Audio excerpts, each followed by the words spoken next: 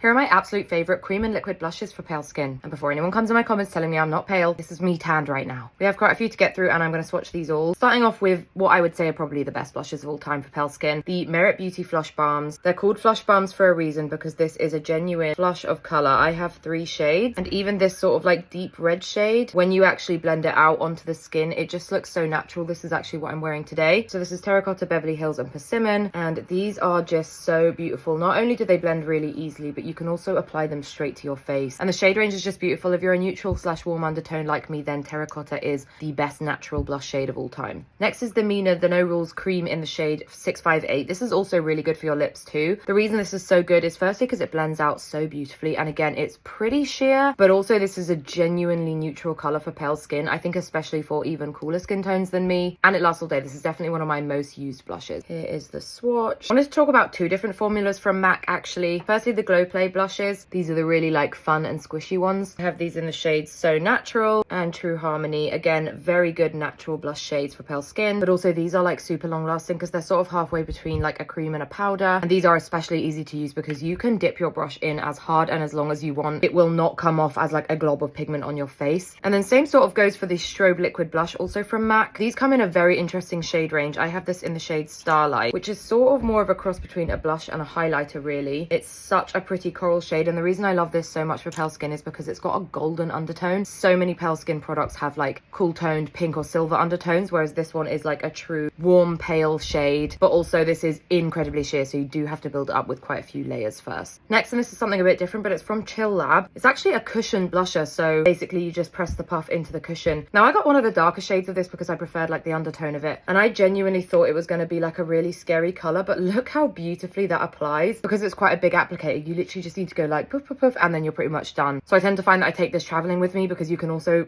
pretty much apply it without looking in a mirror, but it actually does have a little mirror in it as well, so just a really good all-rounder, and it really surprised me. I have to mention the Glow Hub Lip and Cheek Balm. This is in the shade Brunch. Now this isn't necessarily my favorite because it is really so sheer, especially when applied with a brush. It doesn't look so sheer there, but trust me, when you're applying this with a brush, it basically sort of like blends into nothing. Leaves an absolutely stunning finish though, like very, very glowy. If you're super pale and you really want a blush that you do not need to worry about pigment whatsoever, then this is a really good one, and it does have a lovely finish. Last but not least, I'd love to mention the Glow Recipe Watermelon Glow Niacinamide Dewy Flush. Stupidly long name, but really gorgeous blush, and I wanted to include this one. It's a little bit more pigmented than some of the others, but it's very much a tint sort of stain vibe, so it's very long lasting. It's also like got loads of skincare in it. I just wish they would release it in a couple more shades because the 2 shades they do have are very pinky. So I hope this was helpful, and thanks for watching.